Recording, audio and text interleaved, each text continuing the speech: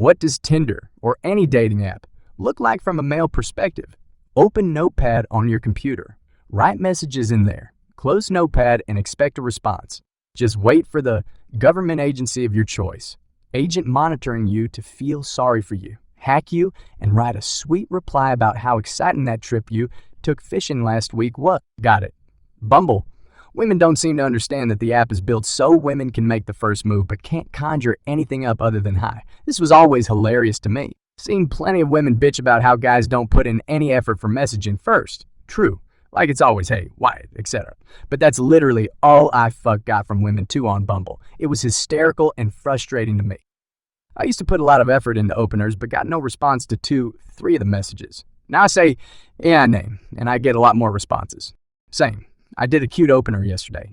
I studied in the same field as my match, so it was pretty low-hanging fruit, but more than my usual, hey, how's your weekend stuff. He let a timeout. Meanwhile, the standard low-effort openers get more replies.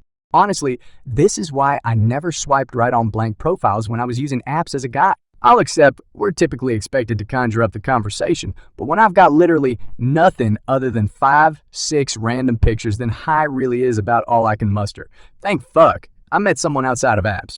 I don't care how attractive you look, I'm swiping left on 99.99% of profiles that don't have a bio. I need somewhere to start if I'm going to start a conversation with you. Easy way to get laid by someone attractive if you're attractive causes depression and destroys your self-worth if you're unattractive. You can even be decently good looking and not have luck. I've pretty much only had success in person in terms of getting women I actually find really attractive. I've had one good encounter that was ruined by uncontrollable events in my life that required me to stop pursuing relationships. Other than that, full of matches with no responses. Prof. Galloway has made some startling statements on Bill Maher and elsewhere. I don't recall the actual numbers, but it's something like just 4 of the guys get over 90 of the responses. It may be even more extreme than that. Guys with Ivy League degrees but without a six-pack get crickets. If you're an average guy, or even well above average, it's pointless to be on the site. He didn't specify how he rated the guys. I assume it was based on how the potential mill would view the guy as a potential father of their grandkids. He's also mentioned some stunning statistics of how each gender rates the attractiveness of the other. Men have a normal bell curve. A few stunners, a few dogs, but most women fall in the center. They're willing to date most of the women they see. However, the women in the study had a very skewed curve. There were very few attractive men. Nearly everyone was a dog. This is consistent with a handful of men getting nearly all of the responses.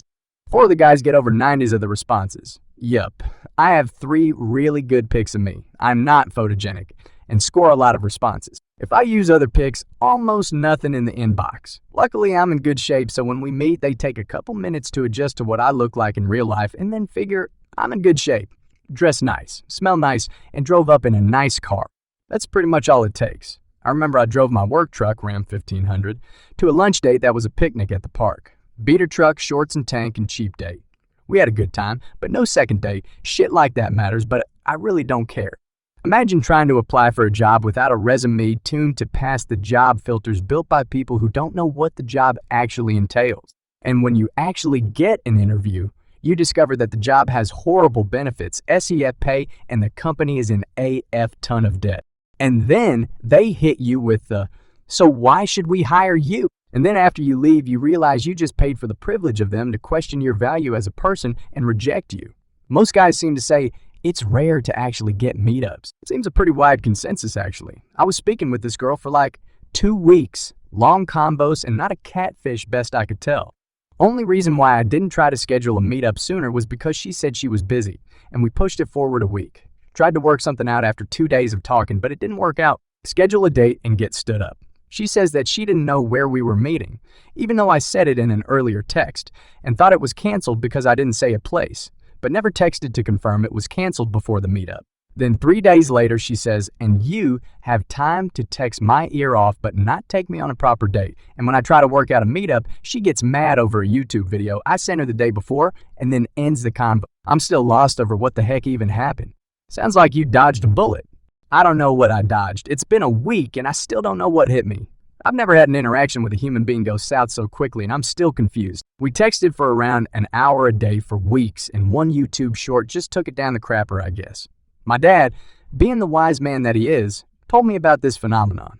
When women turn south for no apparent reason, he calls it getting quazed. Oftentimes, women just do that, and you'll be trying for days to think of a reason, but no logical one makes sense. It's just part of getting quazed on. It isn't supposed to make logical sense. The important thing is to pick yourself up right after and assume that every future date will be a quaz, so you will never be disappointed. Good hunting. As an older gentleman, I'll break it down using OkCupid as an example. Create your profile. Within 24 hours, you'll amass 40 women that likes you. You can't see who likes you unless you pay. There's a swipe feature, so you swipe. You'll never come across the, now increasing, number of women who allegedly like you. The women's profiles you'll come across fall into these categories. Less than 2 pictures. Incomplete profiles. Profiles full of nothing but emojis. Ask me. Pictures of nothing but a close-up of their face. I can't see likes, so send me a message. Oh yeah, about that.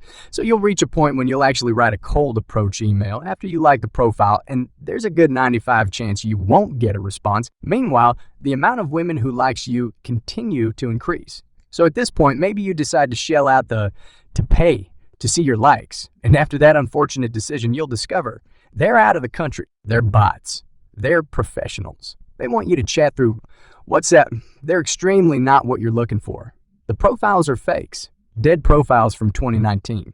They're real, and they really want you to add their Insta or Snap. Get off of online dating, period. Do your mental some good. I miss old OkCupid before it was bought.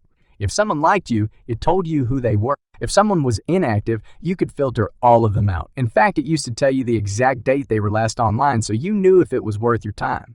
People had full, thought-out profiles because it was based on the desktop. The previous owner would even run analysis on activity and wrote a blog about how to successfully meet someone. He'd say things like, men are most successful when they write an opening of at least 200, 300 words and reference something in the woman's profile, but not talk about religion or comment on the woman's appearance. And when I listened to that, my replies shot way up. I tried going back last year after being gone for a decade, and it sucks now that the Tinder parent company bought it out. You laid out everything that I miss about Cupid. Also, the random quizzes were fun. Plus, if I remember correctly, there was a quiz that someone who was interested in you could take to see if there could be compatibility. You could also do an actual search for women. They took that feature away. My husband was 94, matched to me, and we've been together for 14 years now. It was incredibly accurate with those surveys. I would message the people complete opposite of me just to chat and wed laugh about the other's crazy world ideals. It was a lot do fun back then, TVs. That's kind of like Reddit. You throw 90 of your messages into a void, and then one, toxic. Week, you get surprised by what lands and sparks a conversation. 1-2 conversations a week saves some women for the rest of us, David Hasselhoff. I remember I got something like 6 matches one day, and I was in a room full of women. When one of them asked me, I told them I was shocked I got 6 matches, and they all laughed because they could easily get 30, 50 a day, but admitted they would just ghost men for no reason or put in 0 effort and expect the man to win them over. When I used Tinder years ago, I was shocked when I got a match, and always put maximum effort into the conversation even if the person probably wasn't a good match for me, specifically because they were very rare. A couple girls I worked with literally just opened it on a Friday or Saturday night, picked a guy from the lineup and met them for fun. Every weekend. It was so ludicrously easy for them to just pick whoever they wanted. Tinder is just an attempt to extract as much money from you as possible, regardless of your gender or sexual orientation. They no longer have any interest in actually matching you, unless you've spent money to do so. As such, they also have no incentive to remove bots or shady accounts. If you want to experience it, simply make a profile catfishing an average straight male, potentially one of your friends if you want a good laugh together. The algorithm will match you a few times, then put you in the depths of the basement until you get out your credit card, which it will attempt to do to you at every opportunity. More stories on the channel. RedStore.